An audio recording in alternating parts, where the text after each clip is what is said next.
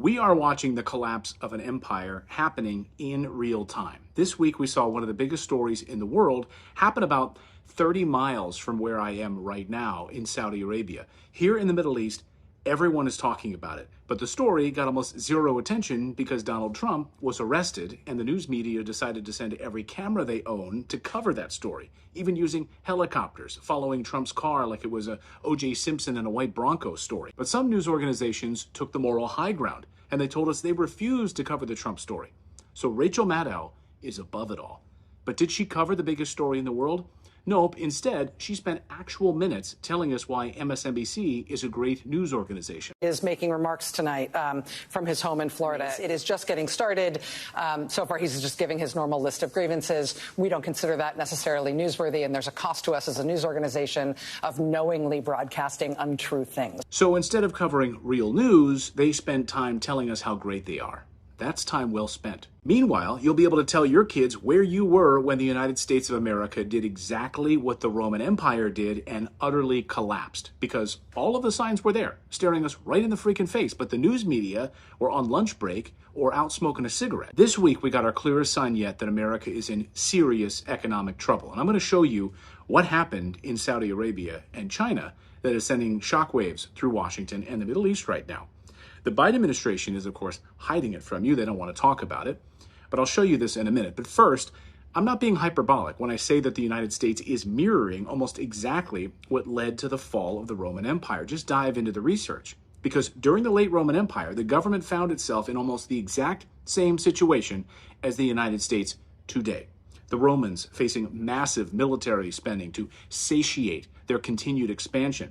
They went into massive debt. They started borrowing all kinds of money in order to pay for this military expansion.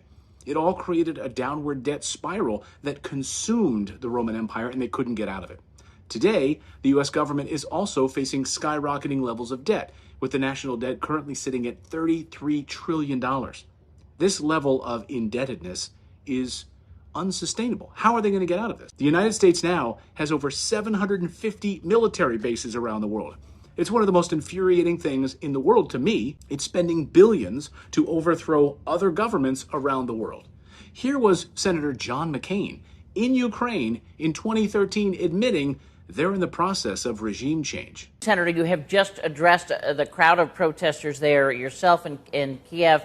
What is it you're trying to do here? Hopefully what we're trying to do is bring about a peaceful transition here. Oh, they got their proxy government all right. So the U.S. has massive military expansion by installing our own proxy governments and military bases around the world. But don't call it an empire. But it's the same thing as the Romans, just with a different name. Another factor that contributed to the decline of the Roman Empire was the debasement of the currency. Just like the United States, in an effort to finance its military operations and other expenses, the Roman Empire began to issue coins with less silver inside of it. That led to hyperinflation. It led to a loss of faith in the currency. Does that sound familiar to you?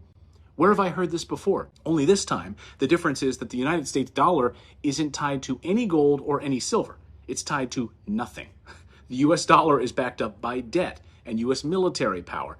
And, most importantly, using the U.S. dollar to pay for oil transactions. So this week, Saudi Arabia surprised Joe Biden and the rest of the West by suddenly announcing a massive oil production cut, which will reduce OPEC Plus's production by another 1.5 million barrels per day until the end of the year. Oil prices then shot up above $80 a barrel, up 6%. But it's not just about the oil production. It's about what happened next. The Biden administration threatened Saudi Arabia with severe consequences. Like what? Pulling our military protection? Like what else are we going to threaten them with? His response? Actually a jaw dropper. The Crown Prince said he's done pleasing the United States, and he doesn't care what President Biden thinks of him. Done pleasing the United States. The only reason that I can think of that you say something like this publicly in an interview in a newspaper is because you're already dating somebody else.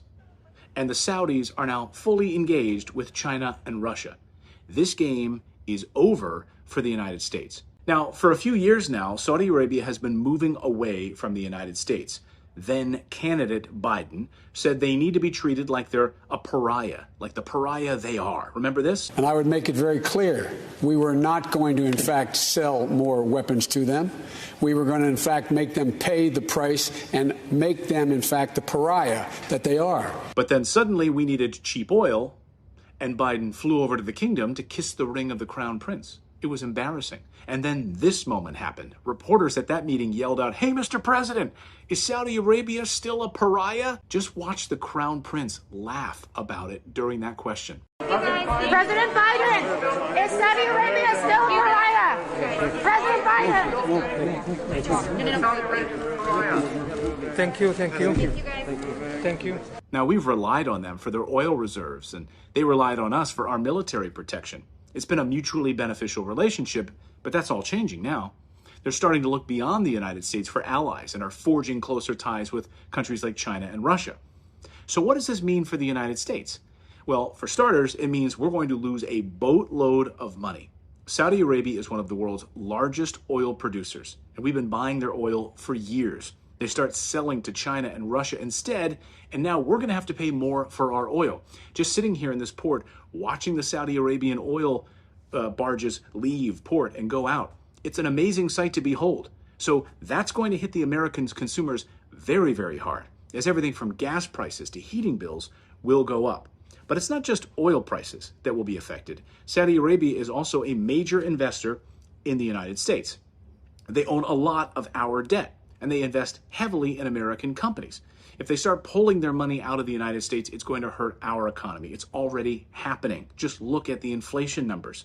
Saudi Arabia is not only distancing itself from the United States, but also selling off its holdings of U.S. Treasury bonds, which is a devastating blow to the U.S. economy. It's worth noting that Saudi Arabia has been the largest foreign holder of U.S. Treasury bonds for many years. So this is a significant shift in the global economy. Now, some might say, so what's a big deal? Just one country selling off some bonds. What's the big deal here, Clayton?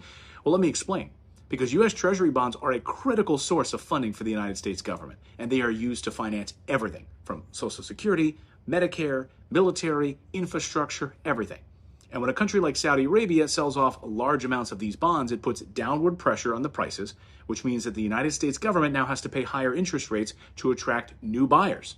This can increase the cost of borrowing for the U.S. government, which can in turn lead to higher taxes, inflation, even a massive recession, which we are facing right now. And right now, China, Russia, and Saudi Arabia are dumping massive amounts of U.S. debt. If they won't finance our massive debt, then who will? Who's going to step in? Who has money? So why this week? Why did all of this happen now? Because follow the money. The U.S. dollar is dying, and America's power is dying. China's new partnership with Russia has grown even further. China mediated a new era of peace between Iran and Saudi Arabia. Just look at these guys, shaking every hand they have in one big Chinese noodle salad. I don't see Biden's hand in there between Iran and China and Saudi Arabia. The U.S. has been trying to create havoc between these countries, but they're not having it. In fact, exports of oil and precious minerals have dramatically shifted away from the United States to one another, to these new partnerships. The United States has been using its control over the dollar to weaponize its economic power, using sanctions against China, Iran, and Russia, trying to pressure other countries to comply with its foreign policy goals. The sanctions show just how desperate the United States is to try and replace dependence on Russia and China for all of our minerals and our manufacturing. We are sitting on mountains of uranium, lithium, gold, oil, and yet we don't have the infrastructure to pull it out of the ground. Last week, the head of the European Union Commission, Ursula von der Leyen, admitted the truth about our reliance on China and Russia for minerals and resources. It was a pretty big admission moment. Listen. We know this is an era where we rely on one single supplier, China, for 98% of our rare earth supply, 93% of our magnesium, 97% of our lithium, just to name a few. And literally on the same day that she made that statement, Ford Motor Company admitted it's spending billions to team up with China to mine minerals for its electric cars. This is how bad it's gotten, guys. The New World Order unfolding right before our eyes. The United States loves to try sanctions first, and if those don't work, they go to war next. So that's the news update part of this video from the Middle East.